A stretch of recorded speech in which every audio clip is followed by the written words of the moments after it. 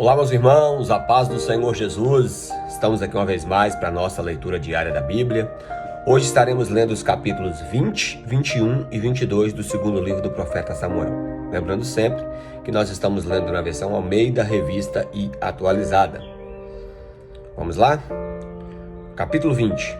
Então se achou ali por acaso um homem de Belial, cujo nome era Seba, filho de Bicri, homem de Benjamim, o qual tocou a trombeta e disse: Não fazemos parte de Davi, nem temos herança no filho de Jessé.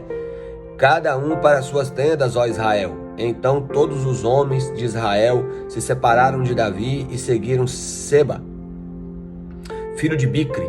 Porém os homens de Judá se apegaram ao seu rei, conduzindo desde o Jordão até Jerusalém. Vindo, pois, Davi para sua casa a Jerusalém, tomou o rei as suas 10 concubinas que deixara para cuidar da casa e as pôs em custódia e as sustentou, porém não coabitou com elas, e tiveram encerradas até o dia em que morreram, vivendo como viúvas. Disse o rei a Amasa: Convoca-me para dentro de 3 dias os homens de Judá e apresenta-te aqui. Partiu Amasa para convocar os homens de Judá, porém demorou-se além do tempo que lhe fora aprazado. Então disse Davi a Absai: Mais mal agora nos fará Seba, filho de Bicri, do que Absalão, pelo que toma tu os teus servos e o teu senhor e persegue-o, para que não ache para si cidades fortificadas que nos escape. Então o perseguiram os homens de Joabe, a guarda real e todos os valentes. Estes saíram de Jerusalém para perseguirem Seba, filho de Bicri. Chegando eles, pois, à pedra grande que está junto a Gibeão, Amasa veio perante eles. Trazia Joabe vestes militares e sobre elas um cinto, no qual, presa aos seus lombos, estava uma espada dentro da bainha. Adiantando-se ele, fez cair a espada e disse Joabe a Amasa: Faz bem, meu irmão. E com a mão direita lhe pegou a barba para o beijar. Amasa não se importou com a espada que estava na mão de Joabe, de sorte que este o feriu com ela no abdômen e lhe derramou por terra as entranhas. Não o feriu a segunda vez e morreu. Então Joabe e Absai, seu irmão, perseguiram Seba, filho de Bicri. Mas um dentre os moços de Joabe parou junto de Amasa e disse: Quem está do lado de Joabe e é por Davi, siga Joabe. Amasa se revolvia no seu sangue no meio do caminho. Vendo o moço que todo o povo parava, desviou Amasa do caminho para o campo e lançou sobre ele um manto, porque via que todo aquele que chegava a ele parava. Uma vez afastado do caminho, todos os homens seguiram Joabe para perseguirem Seba, filho de Bicri. Seba passou todas as tribos de Israel até Abel-Bet-Maaca, e apenas os beritas se ajuntaram e todos o seguiram. Vieram Joabe e os seus homens e o cercaram em Abel-Bet-Maaca e levantaram contra a cidade um montão de altura de muro, e todo o povo que estava com Joabe trabalhava no muro para derribar. Então uma mulher sábia gritou de dentro da cidade: Ouve, ouve, dizei a Joabe: Chega-te cá, para que eu fale contigo. Chegando-se ele, perguntou-lhe a mulher: És tu Joabe? Respondeu: Eu sou. Ela disse: Ouve as palavras da tua serva. Disse ele: Ouço. Então disse ela: Antigamente se costumava dizer: Peça-se conselho em Abel, e assim davam cabo às questões. Eu sou uma das pacíficas e das fiéis em Israel, e tu procuras destruir uma cidade e uma mãe em Israel. Por que, pois, devorarias a herança do Senhor? Respondeu Joabe e disse: Longe, longe de mim que eu devore e a destrua. A coisa não é assim. Porém um homem da região montanhosa de Efraim, cujo nome é Seba, filho de Bicri, levantou a mão contra o rei, contra Davi: Entregar-me a este só, e retirar-me-ei da cidade. Então disse a mulher a Joabe: Eis que te será lançada a sua cabeça pelo muro. E a mulher, na sua sabedoria, foi ter com o povo, e cortaram a cabeça de Seba, filho de Bicri, e a lançaram a Joabe. Então tocou este a trombeta, e se retiraram da cidade, cada um para a sua casa. E Joabe voltou a Jerusalém a ter com o rei. Joabe era comandante de todos os exércitos de Israel, e Benaia, filho de Joiada, da guarda real. Adorão, dos que estavam sujeitos ao trabalho forçados. Josafá, filho de Ailude, era o cronista. Seva, o escrivão. Zadok e Abiatar, os sacerdotes. E também Ira, o Jairita, era ministro de Davi. Agora o capítulo de número 21. Houve em dias de Davi uma fome de 3 anos consecutivos. Davi consultou ao Senhor, e o Senhor lhe disse: a culpa de sangue sobre Saul e sobre a sua casa, porque ele matou os gibeonitas. Então chamou o rei dos gibeonitas e lhes falou: os gibeonitas não eram dos filhos de Israel, mas do resto dos amorreus, e os filhos de Israel lhe tinham jurado poupá-los, desde o tempo lá de Josué, que eles se fingiram, e Josué fez uma aliança com eles. Porém Saul procurou destruí-los no seu zelo pelos filhos de Israel e de Judá. Perguntou Davi aos gibeonitas: que quereis que vos faça? E que resgate vos darei para que abençoeis a herança do Senhor? Então os gibeonitas lhe disseram: não é por prata nem por ouro que temos questão com Saul ou com sua casa, não tampouco pretendemos matar alguma pessoa em Israel. Disse Davi: que é, pois, que quereis que vos faça? Responderam ele: quanto ao homem que nos destruir, procurou que fôssemos assolados, sem que pudéssemos subsistir em limite algum de Israel, de seus filhos nos deem 7 homens, para que os enforquemos ao Senhor em Gibeá de Saul, o eleito do Senhor. Disse o rei: eu os darei. Porém o rei poupou a Mefibosete, filho de Jonatas, filho de Saul, por causa do juramento ao Senhor que entre eles houvera, entre Davi e Jonatas, filho de Saul. Porém tomou o rei dos filhos de Rispa, filha de Aiá, que tinha tido de Saul, a saber, Armone e a Mefibosete, como também os 5 filhos de Merabe, filha de Saul, que tivera de Adriel, filho de Barzilai,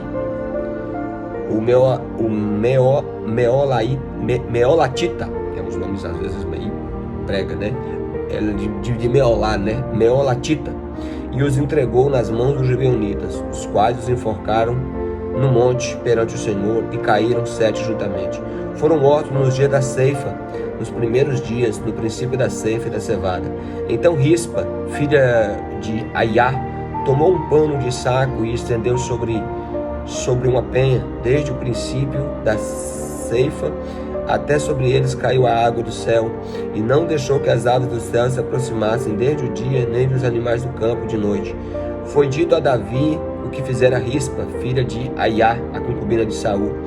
Então foi Davi e tomou os ossos de Saul e os ossos de Jonatas, seu filho, dos moradores de Jabe e de Gileade, os quais os furtaram da praça de Bet-Seã, onde os filisteus tinham pendurado, no dia em que feriram a Saul em Giboa. Dali transportou os ossos de Saul e os ossos de Jonatas, seu filho, e ajuntaram também os ossos dos enforcados, e enterraram os ossos de Saul e de Jonatas, seu filho, na terra de Benjamim, em Zela, na sepultura de Quis, seu pai. Fizeram tudo o que o rei ordenara. Depois disso, Deus se tornou favorável para com a terra. De novo fizeram os filisteus guerra contra Israel. Desceu Davi com os seus homens e pelejaram contra os filisteus, ficando Davi muito fatigado. Isbi-Benote descendia dos gigantes. O peso do bronze da sua lança era de 300 siclos e estava cingido em uma armadura nova. Este intentou matar Davi, porém Abissai, filho de Zeruia, socorreu, feriu o filisteu e o matou. Então os homens de Davi juraram, dizendo: nunca mais sairás conosco a peleja, para que não apagues a lâmpada de Israel. Depois disso, houve ainda em Gobe outra peleja contra os filhos. Então Sibecai, o Hussatita, feriu Asaf, que era descendente dos gigantes. Houve ainda em Gobe outra peleja contra os filisteus, e Elanã, filho de Jaré-Oregim, o Belemita, feriu Golias, o geteu, cuja lança tinha a haste com o eixo de tecelão. Houve ainda outra peleja, esta foi em Gate, onde estava um homem de grande estatura, que tinha em cada mão e em cada pé 6 dedos, 24 ao todo. Também este descendia dos gigantes. Quando ele injuriava Israel, Jonatas, filho de Simeia, irmão de Davi, o feriu. Estes 4 nasceram dos gigantes de Gate e caíram pela mão de Davi e pela mão dos seus homens. Agora o capítulo de número 22, que é um cântico em ação de graças do rei Davi. Falou Davi ao Senhor as palavras desse cântico no dia em que o Senhor o livrou das mãos de todos os inimigos e das mãos de Saul, e disse: O Senhor é minha rocha, o Senhor é minha cidadela, o meu libertador. O meu Deus, o meu rochedo, o meu refúgio, o meu escudo, a força da minha salvação, o meu baluarte e o meu refúgio. Ó Deus, da violência tu me livraste. Invoco o Senhor, digno de ser louvado, e serei salvo dos meus inimigos. Porque ondas de morte me cercaram, torrentes de impiedade se me puseram terror, cadeias infernais me cingiram, e tramas de morte me surpreenderam. Na minha angústia invoquei ao Senhor, clamei ao meu Deus, e ele, do seu templo, ouviu a minha voz, e o meu clamor chegou até os seus ouvidos. Então a terra se abalou e tremeu, vacilaram também os fundamentos dos céus e se estremeceram, porque ele se indignou. Das suas narinas subiu fumaça e da sua boca um fogo devorador. Dele saíram carvões em chama. Baixou ele os céus e desceu, e teve sob os seus pés densa escuridão. Cavalgava num querubim e voou, e foi visto sobre as asas do vento. O pavilhão pôs ao redor de si trevas, juntamento de águas, nuvens dos céus. Do resplendor que diante dele havia, brasas de fogo se acenderam. Trovejou o Senhor desde o céu, o Altíssimo levantou a sua voz, despediu setas e espalhou seus inimigos e raios e os desbaratou. Então se viu o leito das águas e se descobriram os fundamentos do mundo pela repreensão do Senhor, pelo iroso resvolgar das suas narinas. Do alto me estendeu a ele a mão e me tomou. Tirou-me das muitas águas, livrou-me do forte inimigo e dos que me aborreciam, porque eram mais poderosos do que eu.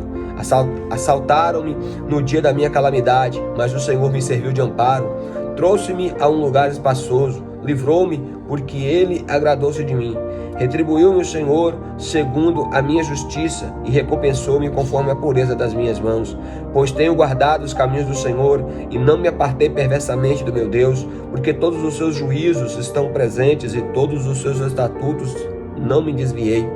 Também fui inculpável para com ele e me guardei da iniquidade. Daí retribuí-me o Senhor segundo a minha justiça, segundo a pureza diante dos meus olhos. Para com o benigno, benigno te mostras, para com o íntegro também íntegro. Com o puro te mostras puro, com o perverso inflexível. Tu salvas o povo humilde, mas com um lance de vista abates os altivos. Senhor, és a minha lâmpada.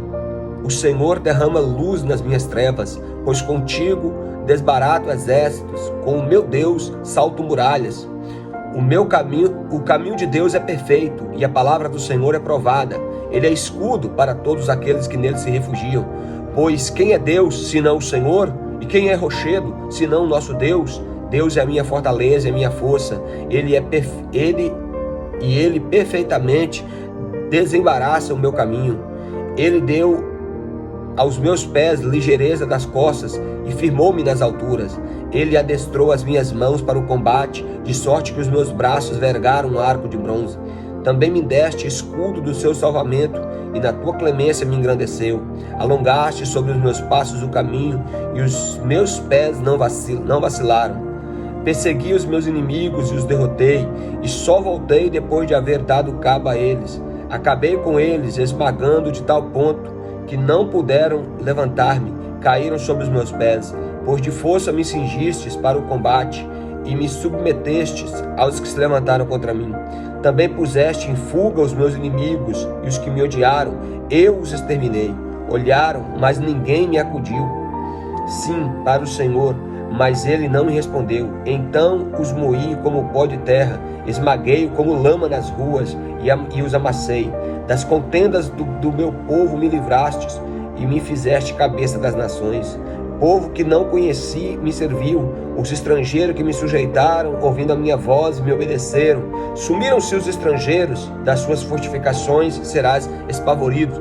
Vive o Senhor e bendita seja a minha rocha, exaltado seja o meu Deus, a rocha da minha salvação, o Deus que por mim tomou vingança e me submeteu aos povos, o Deus que me tirou dentre os meus inimigos, sim, Tu que exaltastes acima dos meus adversários e me livrastes do homem violento. Celebrar-te-ei, pois entre as nações, ó Senhor, e cantarei louvores ao teu nome. É ele quem dá grandes vitórias ao seu rei e usa de benignidade para com o seu ungido, para com Davi e sua posteridade para sempre. Em primeiro lugar, leia a palavra de Deus.